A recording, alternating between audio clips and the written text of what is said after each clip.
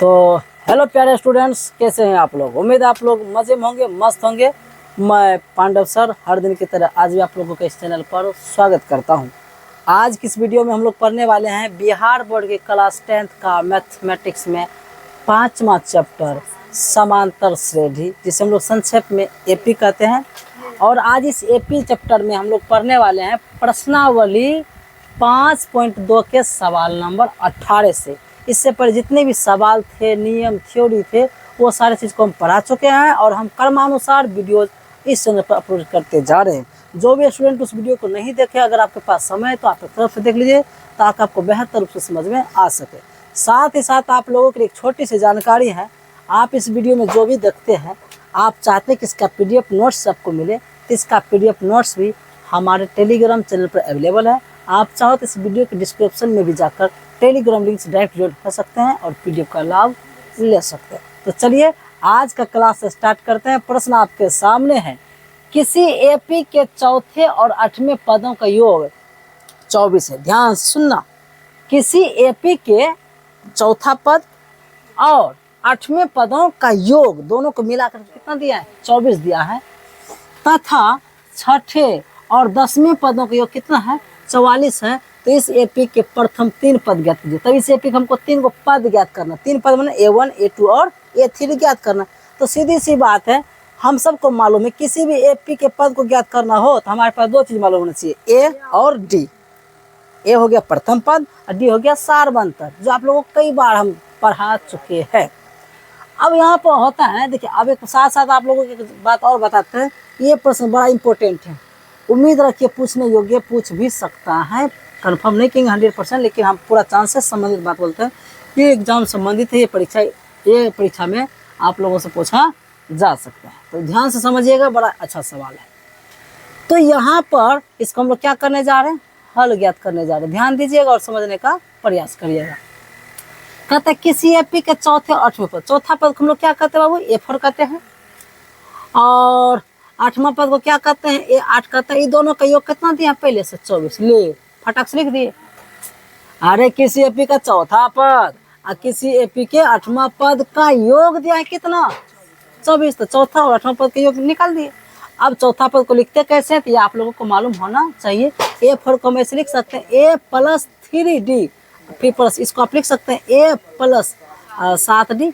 चाहे तो आप अलग अलग घेर के लिख सकते हैं, सॉरी इसको आप चाहे तो अच्छा लग रहा है घेर घेर के अलग अलग लिखो।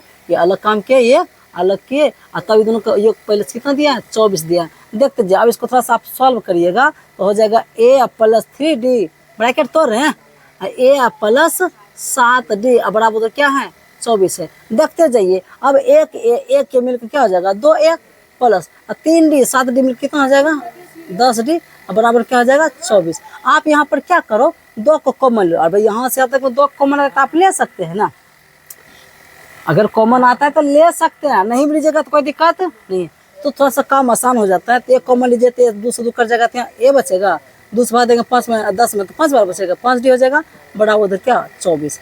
अब देखो जो गुना में इसको इधर बटे में आप भेज दो, आपके पास एकदम छोटा सीधा समीकरण बच जाएगा। A+5D, इसके गुना में जो 2 था, इधर 24 के कहाँ जाएगा? बटे में चला जाएगा 2 और सब पता कट जाएगा। यहाँ जाएगा हमारे पास A+5D बराबर क्या चीज़? 12। इसको समीकरण नंबर आप 1 मान कर रख लो।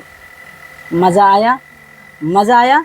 अब हम लोग पढ़ते हैं और कहते तथा छठे और 10वें पदों, तब लिखेंगे यहाँ पर तथा, क्या लिखेंगे? छठा पद को A6 कहेंगे और इसका 10वां पद को हम लोग क्या कहेंगे? A10 कहेंगे। वो दोनों मिला के कितना दिया पहले से? 44। आप इसको ऐसे लिख सकते हैं A+5D, बोलो जी। इसको आप ऐसे लिख सकते हैं A+ कितना?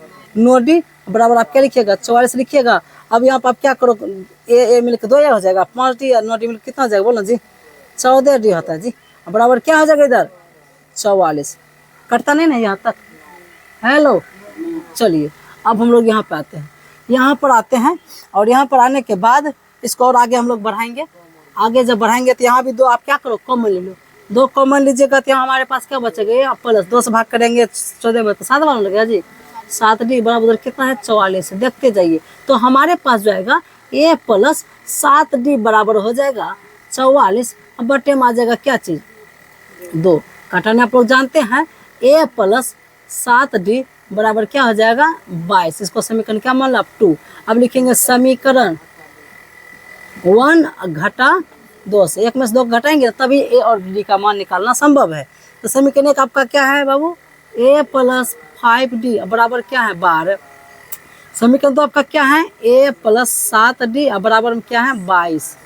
यहाँ पर चिन्ह परिवर्तन, जब घटा चिन्ह परिवर्तन करना पड़ेगा ना नीचे वाला का, ए से कट गया, अब माइनस बचेगा 2d, यहाँ पे घटाइएगा तो जगह माइनस में 10। ये सब तो आप लोग समझते होंगे। दोनों तरफ माइनस में क्या हो जाएगा प्लस हो जाएगा। d बराबर क्या आ जाएगा 10/2 और d का मान फाइनली क्या हो गया कट के निकल गया 5। अब लिखेंगे d का मान समीकरण 1 में रखने पर, तो अब हम लोग यहाँ पर रखते हैं समीकरण 1 आपका क्या है a प्लस 5d बराबर क्या था 12 था। अब जो है a का मान आप नहीं जानते, a को जस का तस लिख दो प्लस 5 गुना d का मान तभी निकाल चुका, आप कितना निकाले थे जी 5 बराबर क्या 12 है। देखते जाइए a प्लस 5 है, यहाँ 25 ना आ जाएगा बराबर 12 है ना। a बराबर यहाँ जगह 12, ये 25 उधर जगह था जगह माइनस में 25, तो हमारे पास a बराबर क्या आ जाएगा माइनस में 13। अब देखिए हमारे पास a का मान मालूम है, d का मान मालूम है, तो AP का 3 पद निकालना था। लिखेंगे AP का 3 पद निकालने के लिए आपको पहले क्या निकालना पड़ेगा a1 बोलो किसी को a बोले एक के बात होता है, और एक हमारा भी आप खुद निकाले क्या -13। लो एक कम हो गया आपका। a2 निकालेगा तो a2 बराबर की सूत्र होता है a प्लस d। a का मान जानते क्या माइनस में 13 प्लस d का मान निकाले आप लोग 5, तो इसको सॉल्व करेगा तो 13 में से 5 जाएगा तो क्या बचेगा माइनस में 8। ठीक है, अब हमको 3 निकालना है। 3 बराबर सूत्र होता है a प्लस 2d, मतलब मान रखिए -13 प्लस 2 गुना d का मान 5 है जी।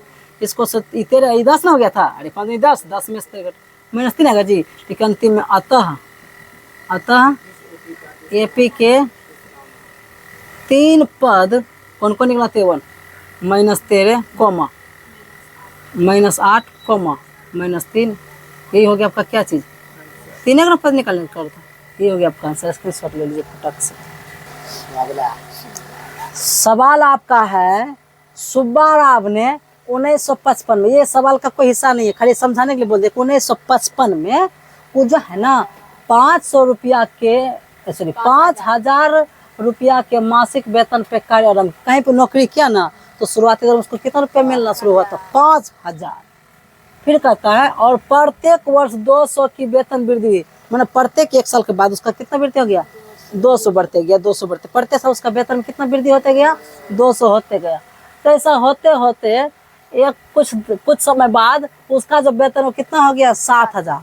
अब तुम लोग मौखिक दिमाग लगा के भी बता सकता है, तो तुम लोग बताओ कितने साल बाद 5000 से उसका वेतन 7000, बताओ जी मौखिक दिमाग से कितना। 200 बढ़ रहा था, 2000 बढ़ा है, दिमाग लगा, सब कहेगा 10 साल, लेकिन गलत हो जाएगा 11 साल है। अब रीजन बताते हैं क्या साल बाद उसका वेतन कितना हो गया था। जब उसको मिल रहा था तो 1 साल तो ही हो गया ना, तो अगला साल में उसका 200 बढ़ा, तो 1 साल तो उसका बीत गया। तो अगला साल जैसे आज मेरा 5000 है, तो अगला साल मेरा 5200 होगा। उधर से ना 1 साल तो मेरा ऐसे 25000 में बीत गया, तो इसका मतलब उधर 2000 बढ़ा था, 200 बढ़ा होगा 10 साल, 1 साल 5000 में जो मेरा बीता 11 साल। आंसर हो गया, मौखिक आंसर 11 साल। लेकिन ऐसे थे बताना पड़ेगा कैसे लिखेंगे इसको। आप लोग ऐसे समझ करके एपी में इसको बना लीजिए। देखिए सुब्बा राव जो है ना उसका शुरुआती वेतन जो कितना है 5 वर्ष। आप भाषा में लिख के बना सकते हैं, चाहे तो आप डायरेक्ट भी बना सकते हैं। लिखेंगे थोड़ा सा भाषा में ताकि आपको बेहतर रूप से समझ में आ सके। लिखेंगे सुब्बा राव नाम जो है, की नाम है जी सुब्बा राव के प्रथम का मासिक वेतन है जी प्रथम नहीं मासिक के बाबू नहीं जी 5000 के मासिक वेतन पर कार्य करते हैं। तो कितने वर्ष में, मैंने 1 साल में उसका कितना बढ़ जाता है 200 रुपया। तो लिखेंगे सुब्बा राव का प्रथम मासिक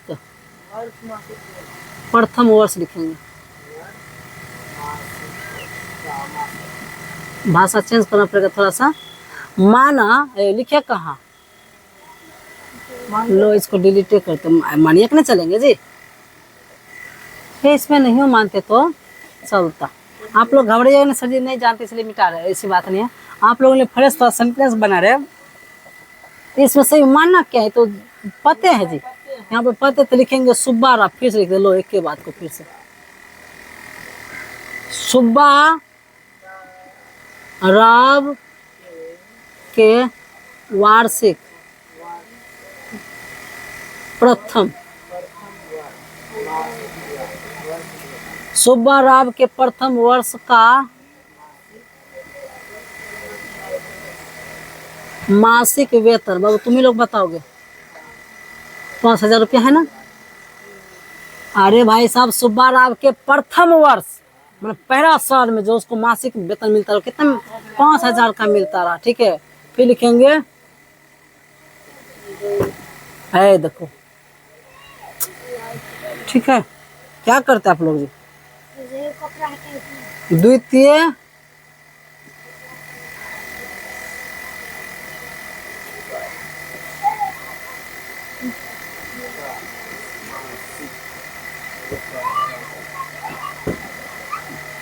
कितना हो जाएगा, 5,000 थे क्या, प्लस में 200, समझ रहे हैं कि नहीं, तो जोड़ के कितना आएगा जी, 700 आएगा। देखो क्या बात आप लोग करते, 5200 हो जाएगा, चुट्टा कहीं का। फिर उसी प्रकार से क्या लिखेंगे, तीसरे वर्ष के कितना, रुको 2 पद से भी पता नहीं चलता, कम से कम 3 पद, तीसरे वर्ष का मासिक जो उसका वेतन हो गया था वो कितना हो गया था, 5200 तो हो गया था जी दूसरा पहला साल में, तो 5200 में फिर से जोड़िए कितना, या ऐसे करिए आप 5,000 थे ना क्या है जी, उसमें 2 गुना 2 करिएगा, 2 साल का ना इधर, तो कितना जगह 5400 नहीं हो जाएगा। अब यहाँ तक बात समझ में आ गई, तो लिखेंगे माना कि अवधि लिखेंगे, माना कि n वर्ष में, 1 वर्ष में इतना, 2 वर्ष में इतना, 3 वर्ष में इतना, तो कितने वर्ष उसका 700 हो गया था, तो माना कि n वर्ष में, वही तो n तो ज्ञात करें, कितने वर्षों में उसका वेतन कितना हो गया था, 7,000, तो माना कि n वर्ष में मासिक वेतन जो है, छोड़ो ना नाम एक बार लिख चुके हैं, माना कि n वर्ष में मासिक वेतन कितना है, 7,000 मालूम था, लेकिन कितने वर्षों में नहीं मालूम, जैसे देखिए माना कि n वर्षों में मासिक वेतन कितना है, 7,000 है। यहाँ तक बात समझ में आ गई, लिखेंगे इसलिए एपी का रूप ले लिया। आपको कैसे सर जी बताते हैं, पहला पद क्या आपका 5,000, दूसरा पद क्या आपका 5200, तीसरा पद आपका क्या है 5400, और ऐसे करते करते करते करते इसका कितना वेतन हो गया जी, 7,000 हो गया था। तो एपी का रूप लिया कि नहीं, आप सबको मालूम है ए बराबर यहाँ पर क्या है, तो 5,000 है, जानते हैं सब बात। डी बराबर कैसे निकालते हैं, तो A2 घटा A1, यहाँ पर डी बराबर निकालेंगे, A2 का मान क्या है 5200 है, घटा हम क्या लिखेंगे 5,000, हम सबको मालूम है कि डी का मान इसको क्या निकलता 200, क्यों, एपी बनाने वाले हम ही लोग हैं, तो 200 करके बढ़ रहा था, तो 200 तो आपका क्या हो गया, एपी हो गया, उनको जगाइए। वाह विद्यार्थी वाह, क्या बात है, क्या बात है। हम लोगों ने ए का मान निकाल लिया, डी का मान निकाल लिया, उनको कुछ मालूम ही नहीं है। सुनो हम कितना लिख लिख के काम किए, देखो हम डायरेक्ट, सुनो यही चीज़ अभी आपको बता रहे थे कि बिना हम लोग शब्द लिखे डायरेक्ट हम ये वाला चीज़ लिख देते और काम हम लोगों का हो जाता है, लेकिन ऐसे में आप समझते फिर नहीं। अभी पढ़िएगा आराम से घर पे एक लाइन को, तो समझिएगा कि क्यों ऐसा हम लिखे हैं, रीजन के साथ आपको बता रहे हैं। थोड़ा सा आपको बड़ा लग रहा होगा देखने में, पर घबराने की जरूरत नहीं है। अब यहाँ तक समझ में आने के बाद हमको कहता है कितने कितने वर्ष में उसका 7,000 हो जाता है। साथ साथ एक चीज़ और लिखेंगे, ए एन बराबर कितना है 7,000, सर ए एन कैसे मानेंगे, अरे भाई अगर ये पी तो ये अंतिमा पद ना गया, अंतिमा पद को तो हम लोग ए एन कहते हैं, तो लिखेंगे चूंकि ए एन बराबर हम लोगों को मालूम है कितना 7,000, और ए एन बराबर सूत्र होता है ए प्लस एन माइनस 1 इंटू में डी बराबर 7,000 लिखिएगा।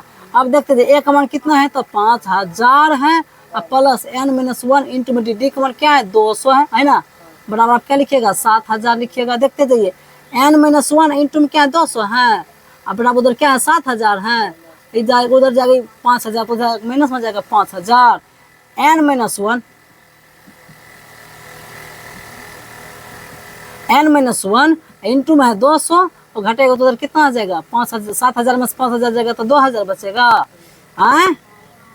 n-1 बराबर 2,000, ये जो गुना में इसके बटे में चला जाएगा 200, 200 निकल जाएगा, ये करे 10 बार में कट गया जी। तो पता चला n-1 बराबर क्या निकल गया 10। तो आप सबको इसको बताए शुरू में बताए थे कि नहीं 10 -1 इधर प्लस 1 हो जाएगा जी। तो n का मान क्या निकल गया 11, यानी 11 साल उसका वेतन कितना हो गया था 7,000। यही बात हम आपको मौखिक ऐसे बता दिए थे, परंतु सॉल्व करने का जो तरीका है वो ये है। अंतिम में लिखेंगे अतः सुब्बा राव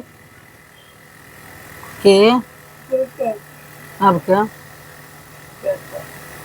का अतः सुब्बा राव का 11 वर्ष में, कितने वर्ष में 11 वर्ष में मासिक वेतन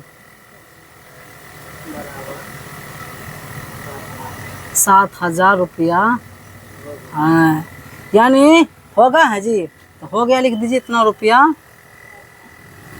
हो गया। जैसा प्रश्न उसके हिसाब से जवाब पूरा प्रश्न को मिल गया।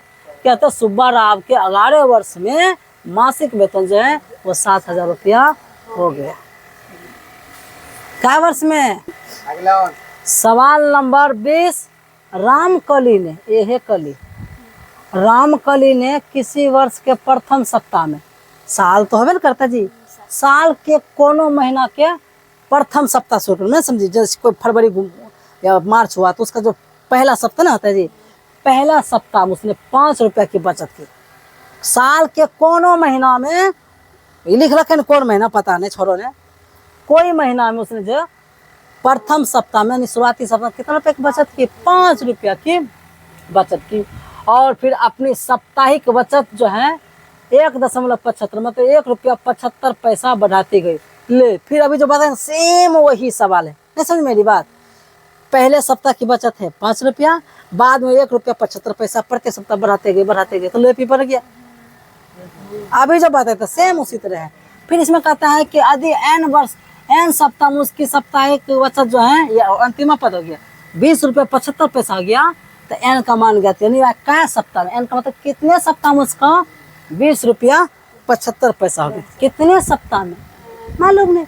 सेम वही प्रोसेस, चाहे तो हम छोड़ भी सकते, आप लोग को बना लेना चाहिए, लेकिन फिर भी फटाफट बता देते हैं। यहाँ पर लिखेंगे, हल करने जा रहे हैं। माना कि, मानेंगे कथिर जी, सब कुछ दिखिए रहा है ना। लिखेंगे रामकली, ये अनारकली, रामकली के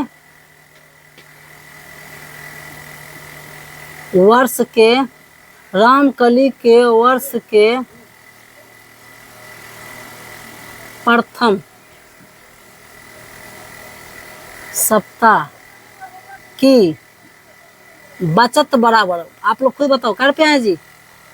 रामकली के वर्ष के प्रथम सप्ताह, कोई भी साल है पता नहीं, कोई भी महीना है मालूम नहीं। रामकली के वर्ष के प्रथम सप्ताह, कोई चलो शुरू साल हुआ 2011 2012 कुछ भी, उसमें जो सबसे पहला सप्ताह में उसमें वो कितना रुपये की बचत की 5 रुपया की। तो फिर लिखेंगे दूसरे सप्ताह की बचत बराबर, तो ये लगता है हल्ला खुद कर सकते हैं। दूसरे सप्ताह की बचत बराबर हो जाएगा आपका टोटल, पहले से 5 रुपया बचने रहे, अब बाद में वो 1.75 इतना रुपया वो क्या के बचत के बाद में, तो इसका हो गया कितना जोड़िएगा तो 6.75 हो गया। लिखेंगे फिर उसी प्रकार से क्या यहाँ पर तीसरे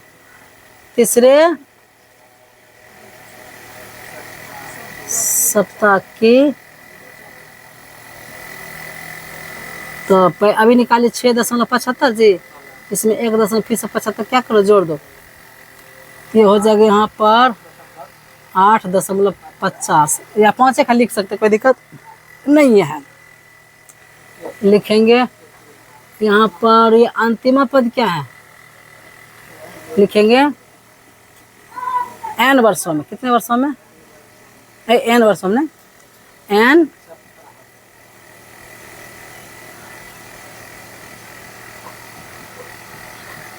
बचत उसका 20 दशमलव कितना है 75 रुपये ना जी, लिखेंगे इसलिए AP बराबर, इसलिए n सप्तमांश की बचत टोटल कितना हो गया था 27 रुपया 75 पैसा। इसलिए AP जो है आपका तैयार हो गया।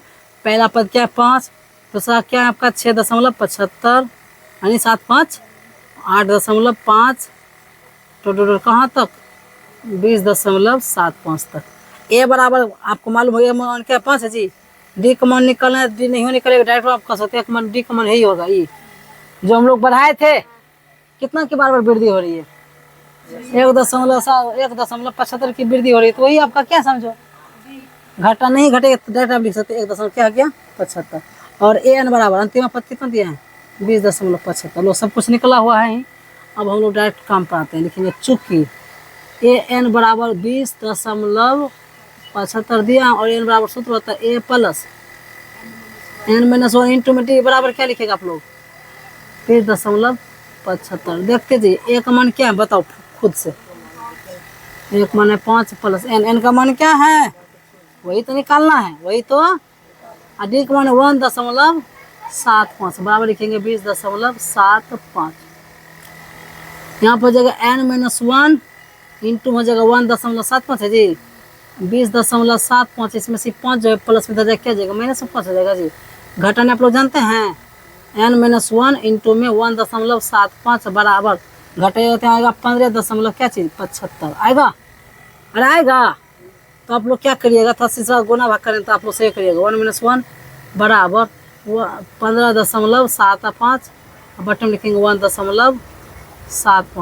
यहाँ पर दशमलव के बाद अंकों की संख्या क्या है समान है, डायरेक्ट आप दशमलव उड़ा सकते हैं। N-1 बराबर ये सीधा आ गया 1575 बटे में 175 है। मेरे प्यारे स्टूडेंट थोड़ा सा वीडियो पॉज करो तो आप कटाइएगा तो एक बार कटेगा कि 9 बार कटेगा, प्रोसेस अपना कटाते रहिएगा। तो N-1 बराबर 9 हो गया जी, तो हो जाएगा N बराबर 9 आई 1 उधर जाकर +1 हो जाएगा जी। तो N का मान क्या निकल गया 10। लिखेंगे N का, यही हो गया आपका क्या चीज स्क्रीनशॉट ले लीजिए फटाक से।